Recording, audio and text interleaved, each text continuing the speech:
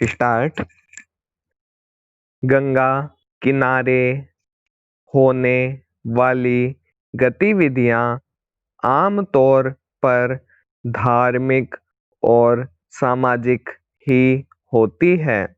इनका उद्देश्य परोपकार करना या पुण्य कमाना होता है। हालांकि व्यावसायिकता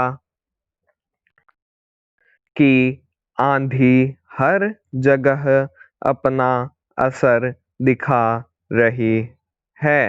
यही वजह है कि देश के विभिन्न धार्मिक स्थलों पर विभिन्न कारणों से श्रद्धालुओं से पैसे वसूले जाते हैं। हालांकि वाराणसी के गंगा घाट कुछ हद तक इससे बचे हुए थे।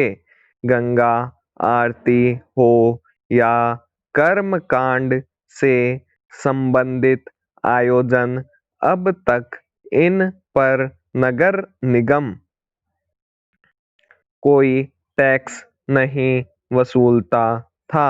लेकिन सरकार की नई व्यवस्था के अनुसार वाराणसी नगर निगम अपने घाटों पर होने वाली गतिविधियों के लिए टैक्स लगाने जा रहा है। प्रसिद्ध गंगा आरती पर भी टैक्स लगेगा। सांस्कृतिक आयोजन के लिए प्रतिदिन 4,000 रुपये, धार्मिक आयोजन के लिए प्रतिदिन 500 रुपये, तो सामाजिक आयोजन के लिए प्रतिदिन 200 रुपये टैक्स वसूले जाएंगे। इस व्यवस्था ने वाराणसी जैसे बिंदास शहर में नई चर्चा छेड़ दी है।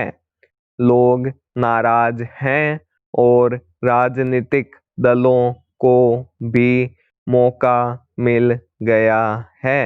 यह नाराजगी किस हद तक फूटेगी कहना मुश्किल है, पर नगर निगम के फैसले को सही और गलत के तराजू पर तोलना शुरू हो चुका है।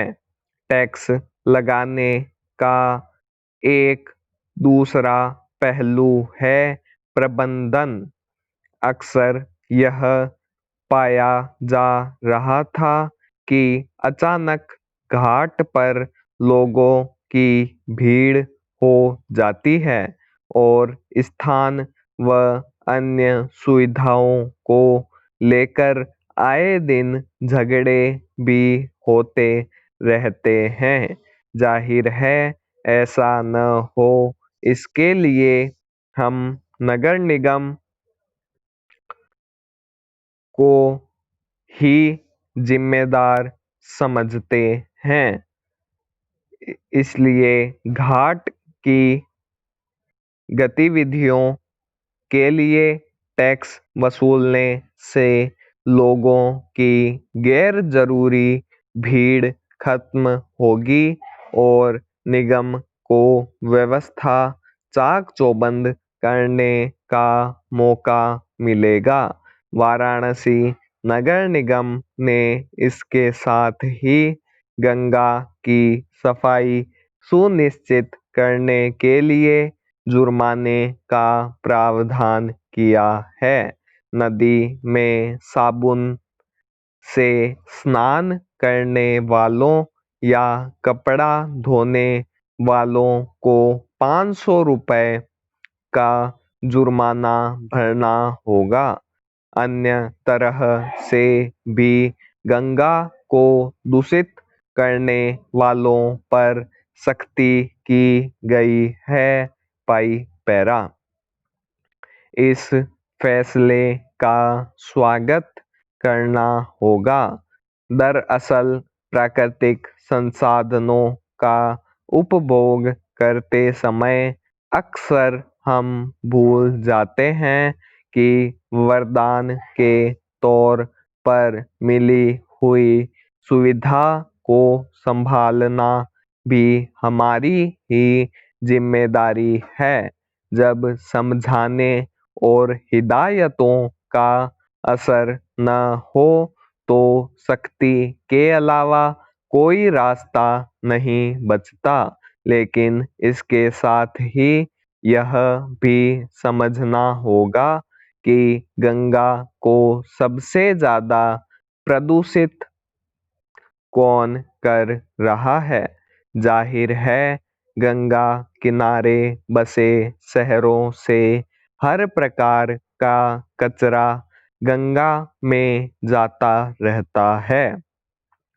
वाटर ट्रीटमेंट प्लांट लगाने की व्यवस्था का अक्सर माखौल बनता रहा है। सरकारों को चाहिए कि सबसे पहले गंगा को प्रदूषित करने वाले औद्योगिक कचरे को रोकने की पुख्ता व्यवस्था करे।